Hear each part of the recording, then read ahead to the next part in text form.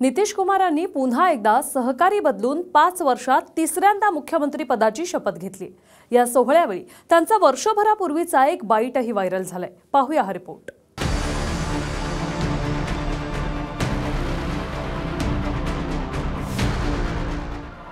ज्ञान करता हूं कि जो विषय बिहार राज्य के मुख्यमंत्री के रूप में मेरे विचार के लिए लाया जाएगा। अखेर नितीश कुमारांनी 5 वर्षांच्या काळात 3 वेगवेगळ्या साथीदारांच्या मदतीने तिसऱ्यांदा मुख्यमंत्री पदाची शपथ घेतली आहे। इंडिया आघाडीत बिहारमधून पहिली फूट पडली आहे आणि लालू यादवांशी तिसऱ्यांदा मैत्री तोडत नितीश कुमारांनी भाजपसोबत चौथ्यांदा सत्तेची सप्तपदी पूर्ण केली। नितीश कुमारांना पलटूराम हे बिरुद लागलं असलं तरी बिहारचे 9 वेळा मुख्यमंत्री होण्याचा अनोखा रेकॉर्ड नितीश कुमारांच्या नावावर झालाय।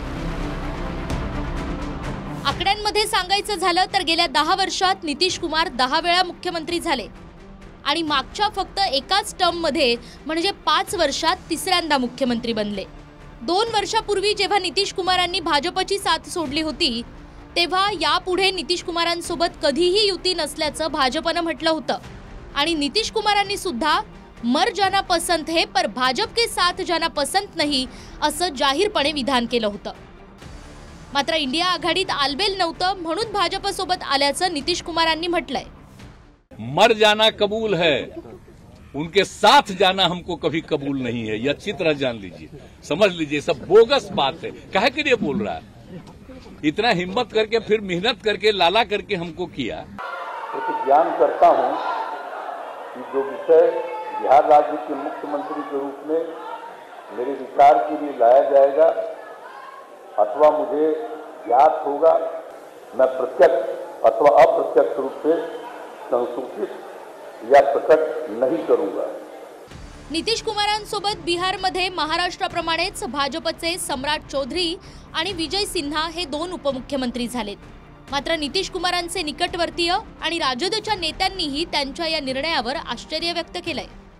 मैंने जा रहा है जिसके बारे में कहा कि हम जो है मिट्टी में मिल जाएंगे, नहीं जाएंगे, हम जो है आरएसएस मुक्त जो है देश बनाएंगे। अब कैसे भाई, मैंने हिम्मत कर रहा है ये आदमी, हम तो बहुत कोशिश की कि हमसे बातचीत हो जाए। उसमें गांधी जी ने 7 पाप बताए थे, उसमें पहला पाप था सिद्धांतहीन राजनीति।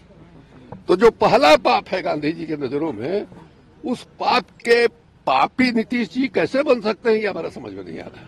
2005 ते 2014 पर्यंत ते एनडीएत होते। विरोधात होती यूपीए आघाडी। 2014 ला नितीश कुमार एनडीएला सोडून यूपीएत गेले। 2015 मध्ये लालूंच्या पक्षासोबत बिहारची सत्ता मिळवली। विरोधात होती भाजप। 2017 सालात लालूंची साथ सोडून ते भाजपसोबत गेले, लालू विरोधात बसले। 2020 मध्ये नितीश कुमारांनी भाजपसोबत निवडणूक लढवली। 2022 ला पुन्हा नितीश कुमारांनी भाजपची साथ सोडून लालूंचा हात धरला आणि आता 2024 ला पुन्हा लालूंना रामराम करत ते भाजपशी हात मिळवण्याच्या तयारीत आहेत। त्यांना अधूनमधून विस्मरणाचा झटका येतो। माझ्या माहितीप्रमाणे त्यांचा वैद्यकीय अहवाल असा आहे की त्यांची 75% मेमरी ही लॉस झालेली आहे। हे मी सत्य सांगतोय। ते आजारी आहेत आणि मानसिकदृष्ट्या जास्त आजारी आहेत आणि त्यांना अधूनमधून विस्मरण होतं। त्यांची स्मृती परत आली की ते परत इंडियामध्ये येतील। बिहारमध्ये एकूण 243 आमदार आहेत। बहुमतासाठी 122 ची गरज लागते। लालू यादवांचा राजद 79 आमदारांसहित सर्वात मोठा पक्ष आहे। त्यानंतर भाजपचे 78 आमदार आहेत। नितीश कुमारांच्या जेडीयूचे 45 तर काँग्रेसचे 19 आमदार। इतरांची संख्या 21 इतकी आहे। भाजप आणि जेडीयूचे मिळून आकडा 123 होत असल्यानं बहुमत सिद्ध करायलाही अडचण येणार नाहीये। और हम लोग क्या के लिए, हम लोग तो इन लोगों के चलते चले गए थे, हम लोग तो चाहते नहीं थे। तो अटल जी का जो भी था, लालकृष्ण अडवाणी जी का सब कुछ का था, तो हम लोग तो उनके पक्ष में थे ना। क्या क्या कर दिया था ये बिना मतलब का, इनके पिताजी पर सब पर केस फेस करके क्या कर दिया था अब बिना मतलब का हमको ही करके। और उसके बाद फिर जो हम लोग खत्म किए, तब फिर कुछ करने के चक्कर में कि इन लोगों को कैसे इधर से उधर करे, यही सब चक्कर में, समझ गए ना। अभी हम जो पहले गठबंधन को छोड़ के नए गठबंधन बनाए थे और जो नया गठबंधन 1.5 महीना से बनाए थे 1.5 साल से, तो यहाँ पर भी जो स्थिति इधर आकर के ठीक नहीं लगी है। Bureau report TV9 Marathi.